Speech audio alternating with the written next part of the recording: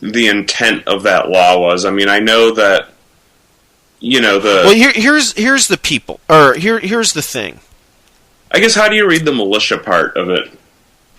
Well, the thing is, they didn't have constitutionally speaking, a standing army in and of itself is unconstitutional. The Constitution allows for for state militia and for a federal navy. The only reason why it would allow for a federal navy is because we have a coastline. You know what I mean? Shared by many states. So therefore, federally, you could have a federal navy. But again,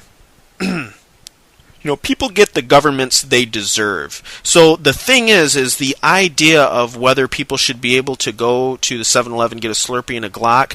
The answer ultimately is no, because we can't handle the responsibility of being able to go to the store and buy that Glock and those bullets for that gun.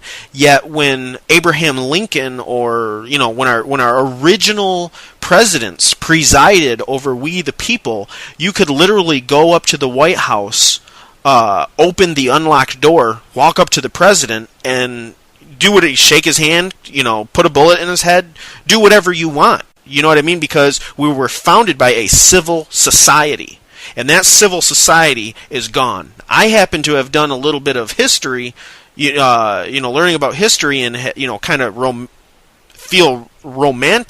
romanticize that time in history, and think about, wow, how great would it be to be the kind of citizen or to be a part of the kind of society where you could go to the general store, the log cat on the corner, buy a musket of some sort, and then walk right down the road to the White House. You know what I mean? Set your musket against the door, let yourself in, and does this make sense? No, it absolutely does. So the thing is that there are all these, we do have a tyranny, okay, but it's one that is well earned and well deserved. So that's the thing, and people need to get over their extremism, one way or another, and really come together. Because the fact of the matter is, you totally get the government you deserve. What I'm saying is, create a podcast, or start a band, or become a lawyer. Do whatever you have to do to turn this ship around, and let's go towards the direction of the civil society and try and rediscover the first principles, which made this country great. And I will defend the idea that this country is and or was great based on the freedom, the truth and justice which it stood for. Now, I was attacked on the internet the other day for saying that something was anti-American. Someone said that I sounded like Sarah Palin. And truth be told, maybe I did. But I took offense to it, and it was meant to be offensive. You know what I mean? The text of it? I said something to the... that's a good question. I'd have to look it up. But it was something to the... someone said that... it was something about a sports game, and even President Obama something or other, but if you ask Rob, then I'm sure he would find fault in it, or something like that. And then I responded by saying, I guess this doesn't answer your question, but something to the effect of something being un-American. So the thing is that someone lashed out at me because their idea of un-American, you know what I mean, that instantly they think of Sarah Palin. So then they project that image or those values on me. And so then I had to go ahead and make that person look like a total ass. And then after I, basically evened the situation out and, made it very clear that, let's be civil here, or else I'm going to smoke you. Unless someone is saying, America should, disappear from the face of the earth, and then someone says they're un-American, but if they're just saying an opinion, and then the retort is you're un-American, that's pretty un-American to retort that way.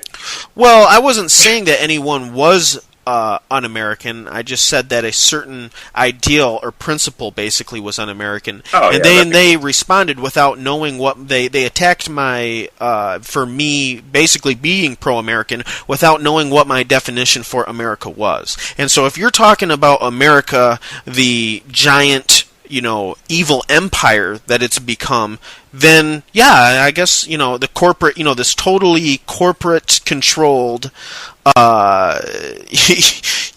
tyranny that we're faced with, then yeah, being pro-American is bad in that sense. But if you're talking about the original sentiment and the idea that this is a country and by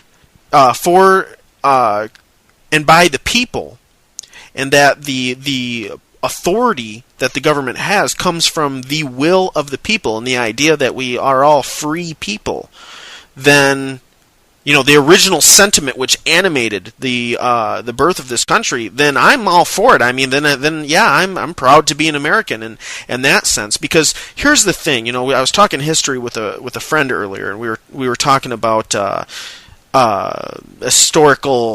scene in history when during the construction of the Declaration of Independence, right? And there's a show called John Adams, a miniseries on HBO, and we were talking about it. I really liked that show, and I really liked the scene during the drafting of that, and how John Adams was basically, it was not politically expedient for John Adams to write the Constitution. So they had to pretty much find someone else that was not Constitution, the Declaration of Independence. Right. They had to find someone who was, pro the idea of declaring their independence, which was high treason, yet wasn't John Adams. You know what I mean? Because it was all John Adams' agenda.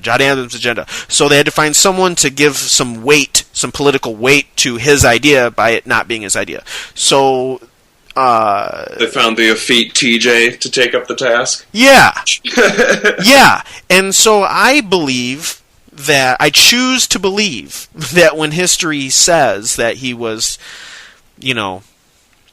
essentially anti-slavery, because there's no way of knowing. The history says his, slaves wept at his death. You know what I mean? I don't find that hard to believe.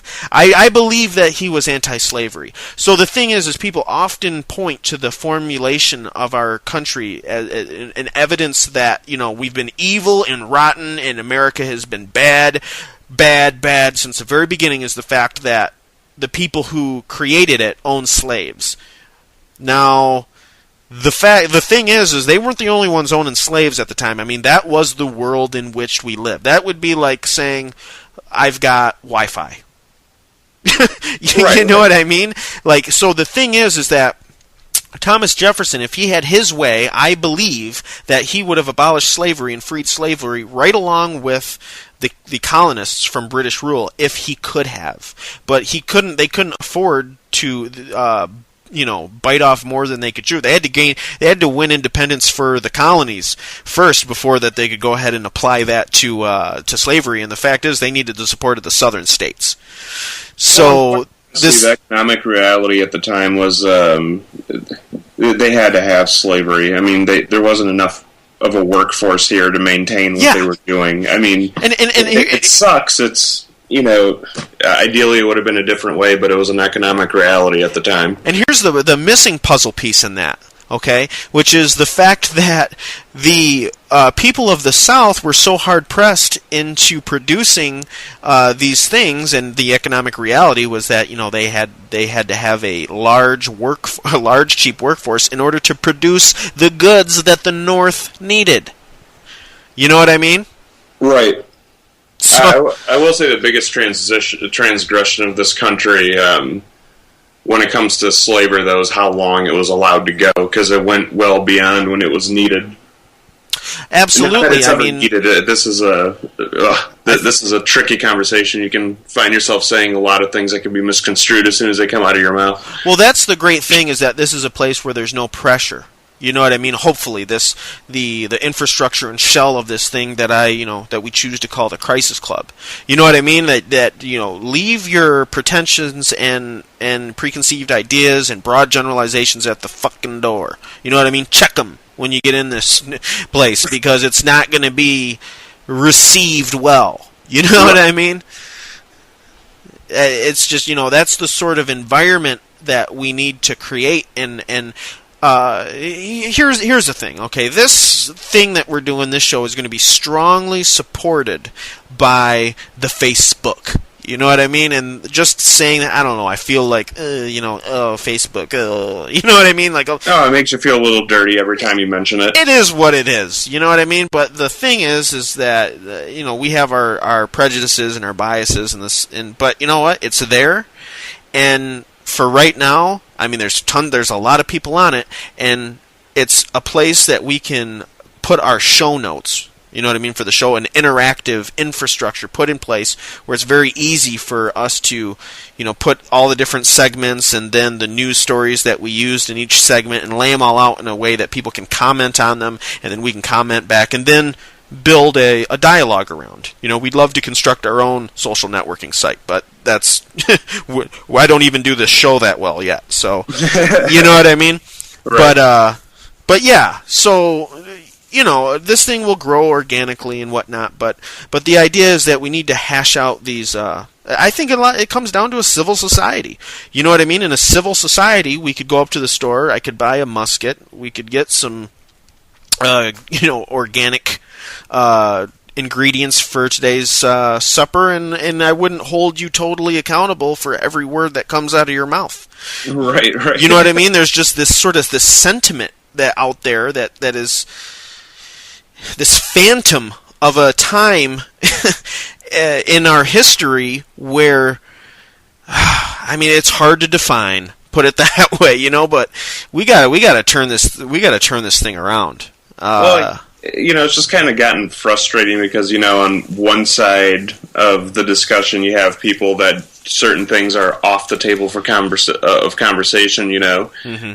And, just now we were talking about the slavery thing. I mean, it's this era of PC-ness where it's almost requiring a revision of history so you can dance around things that were actually the truth at the time. Yeah. Whether they're wrong or right is irrelevant. It's what the facts were at the time, Let me go ahead and say this, and at any other point where it becomes, applicable, I'll go ahead and derail the conversation to say that the Crisis Club, it's something that we come out, we hang out, we talk, but when we need to, I go ahead, lift it up over my head, and shatter any illusion that stands in the way of us coming to an understanding. And political correctness is going on the frickin' chopping block. We're going to go ahead and take the Crisis Club and smash the shit out of political correctness. It's just not conducive to what we're trying to do here. So I'll have Pat go ahead and cue up a sound for that. A silly little radio sound. Anytime Crisis Club needs to shatter any illusions, this show will get better. So, I don't know, I've got a couple news items here if you want to maybe take a stab at some. Sure, I'll stab some news. Okay. We've got UN may switch blue helmets to green, then launch climate change peacekeeping wars. That's one hell of a statement. In order to launch climate change peacekeeping wars. This